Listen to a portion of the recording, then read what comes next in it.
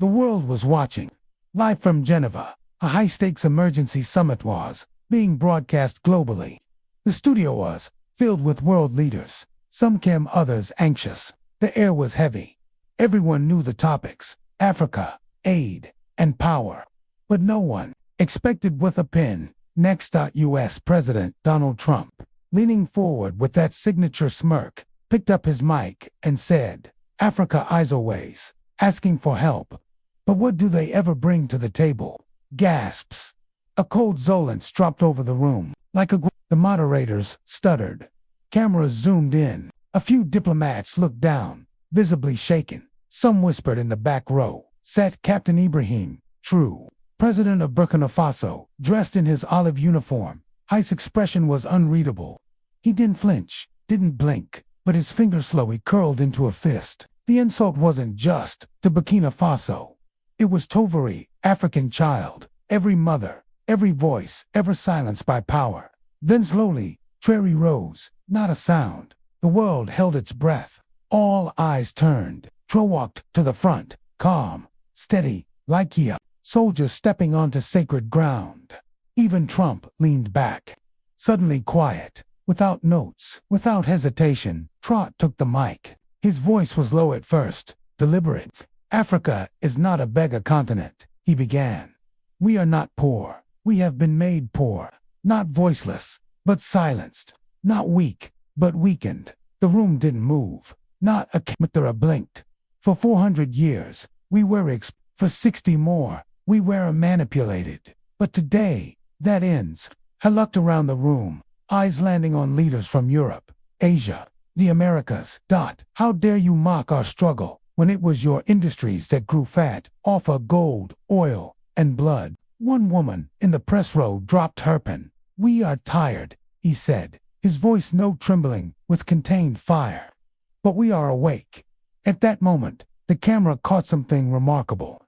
A single tear on the cheek of an African delegate, a man who had survived 3 coups. Even Hewitt, ready for the truth, spoken aloud. And then, just as suddenly as he began, Traoré stepped back. The silence wasn't empty. It was sacred. No one clapped. Not yet.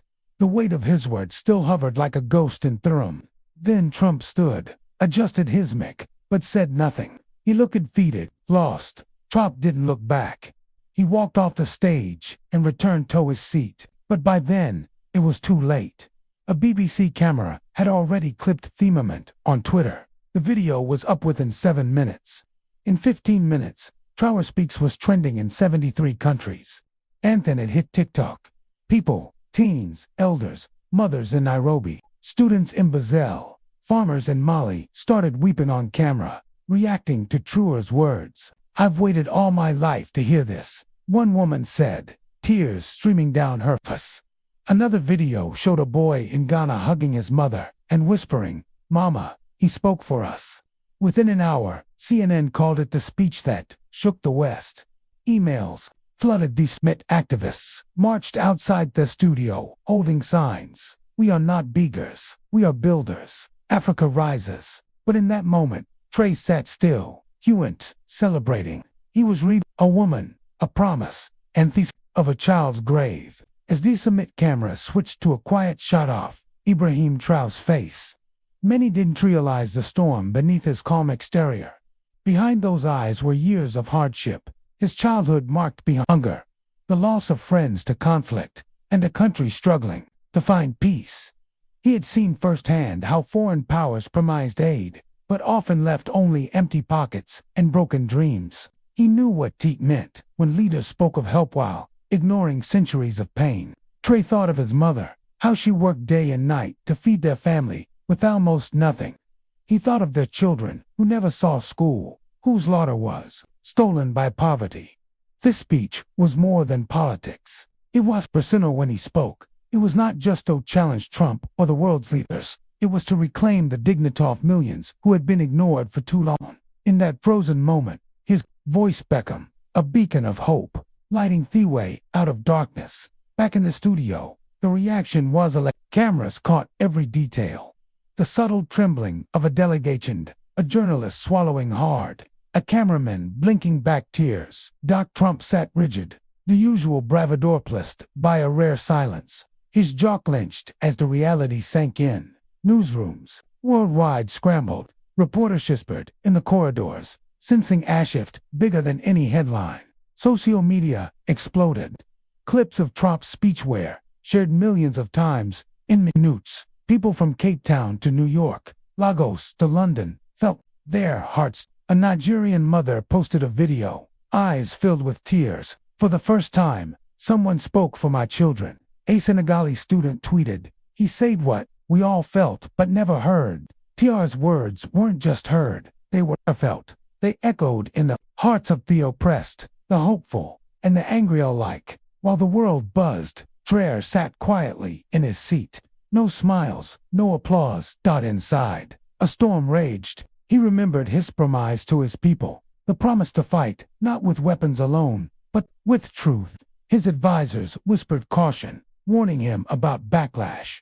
But Trump knew some battles were worth risk. He thought of the children in Burkina Faso, who deserved more than party. The summit wasn't just a stage, it was a turning point, and Captain Ibrahim Traoré was ready to lead. The momentum spoke, the global ripple grew into a wave. News anchors replayed his words with disbelief and awe. African communities everywhere felt a surge offered that had long been buried under years of pain and silence. But no Nigerian welcomed his courage. Some world leaders whispered behind closed doors. Social media too was divided. Some celebrated, others criticized, yet the energy was unstoppable. In cities from Dar to Johannesburg, protests sparked. People held signs saying, Africa will rise, and no more silence. The chant echoed through the streets. We are not beggars. Traoré became a symbol, not just of defiance, but of hope. He reminded millions that Africa's true power lay in its people, its culture, and its richest story, not in foreign aid. Meanwhile, inside the summit, Trump's silence grew heavier. He avoided eye contact, as though Traoré's words had perceived its usual armor. The summit had become more than a meeting. It was a battleground of truth versus denial. And Captain Traoré stood at the front lines that evening. After the cameras stopped rolling, Traoré sat alone in his hotel room. The exhaustion was real, but so was the fire inside him. Suddenly, his phone buzzed. It was a message from a young school teacher back home in Burkina Faso. Her words were simple but powerful. Thank you, Captain, for giving us a voice when we felt invisible. Tears welled in his eyes. He thought about the teacher's small village, where children walked miles just to learn. He thought of his promise to fight, not for himself, but for every child denied a chance. The message was a reminder that his fight was personal, and every word spoken on that stage had the power to change lives. With renewed strength, Traoré typed back, we rise together. This is just the beginning. And deep inside, he knew the real battle was still ahead. The following days brought intense pressure. Global power sent in voice, quietly demanding explanations. Media outlets debated endlessly, some calling Traoré a hero, others branding him reckless. But in the quiet halls of power, whispers turned into threats. Trump's security team warned him to be careful. The old alliances were fragile and fearful of change. Still Traoré refused to back down. He met with his closest advisors and said firmly, Africa has waited long enough. If we don't speak up, no one will. His words inspired loyalty and courage within his circle. Outside the summit hall, activists gathered every day, their voices growing louder. The world had changed, and Captain Ibrahim Traoré was leading the way that night. Long after the off, Ibrahim Traoré sat alone in his room. The city lights of Geneva flickered through the window, but his mind was far away. Back home, in Burkina Faso, he thought about the faces of children he had met last year. Kids who dreamed of a better life but lacked clean water, food, or school books. He thought of mothers who worked tirelessly, yet still feared for their future. A quiet sadness weighed on him. The summit was not just politics, it was about their lives, their hopes. Suddenly, his phone buzzed again. It was a video from a young man in a remote village speaking softly. Thank you for saying what we cannot say. Traoré's heart tightened. He realized this was more than a speech. It was a promise to those who had been ignored for too long. Tomorrow's summit would resume. The world was watching, but deep inside he knew their battle was just beginning. The next morning, the summit resumed. Intense scrutiny. Media cameras were fixed on Traoré, waiting for his next move. Trump, still silent and tense, avoided looking his way, but Traoré wasn't there to play politics. He spoke softly to high advisors. Our message must be clear. We seek respect, partnership, not pity. Throughout the day, global leaders whispered behind closed doors. Some admired his courage, others feared the change he represented. Back home, social media buzzed like wildfire. Videos of Trump's speech were shared millions of times, inspiring protests, discussions, and hope. But the pressure weighed heavily on him. Security tightened, threats appeared in whispers, and some doubted if the world was ready to listen. Still, Traoré remained firm.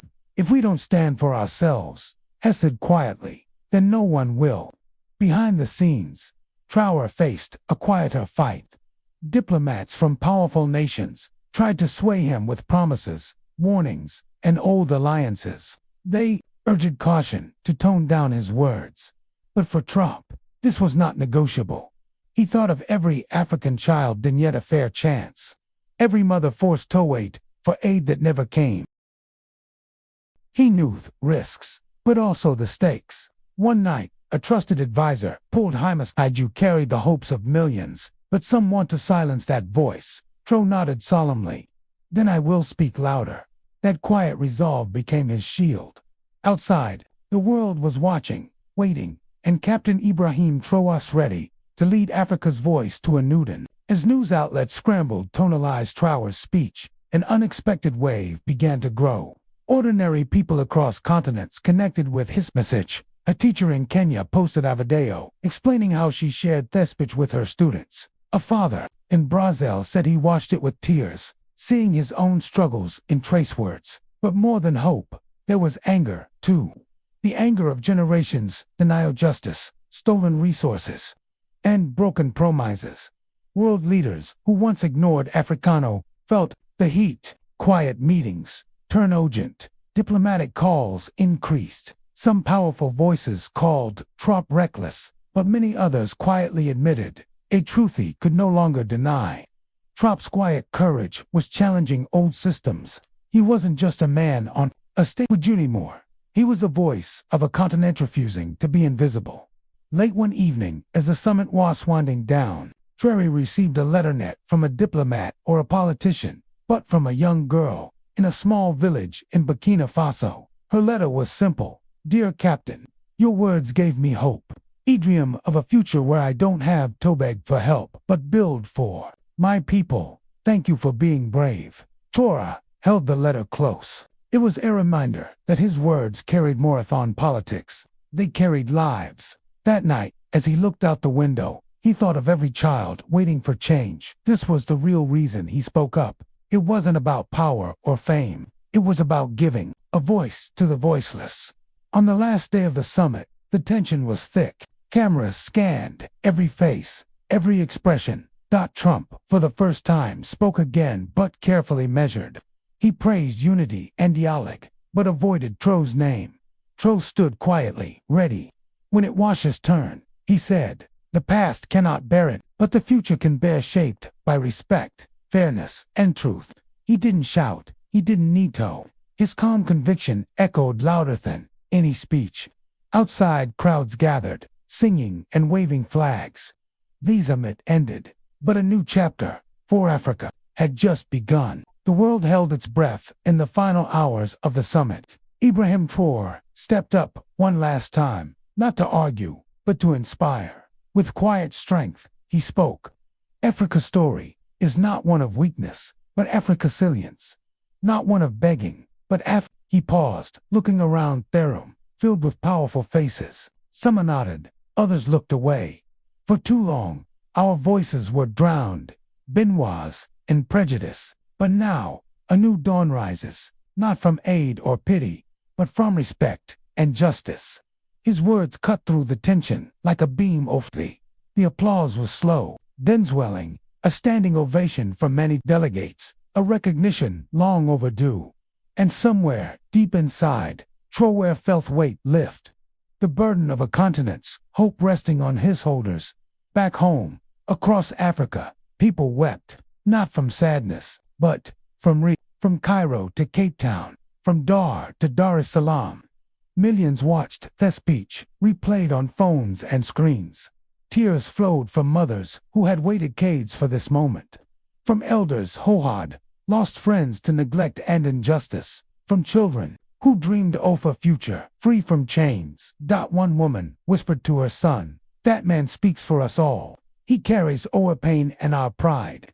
Social media exploded with Dirk Traoré's courage had ignited a fire that no one could put out. Months later, the summit's impact was still felt worldwide. Policies shifted, new partnerships formed, this time with respect at the core. Ibrahim Traoré returned home to a hero's welcome, but remained humble. In his heart he knew this was not his victory alone. It was Africa's. He looked at the faces of his people, their hope shining brighter than ever, and he whispered, "This is only the beginning.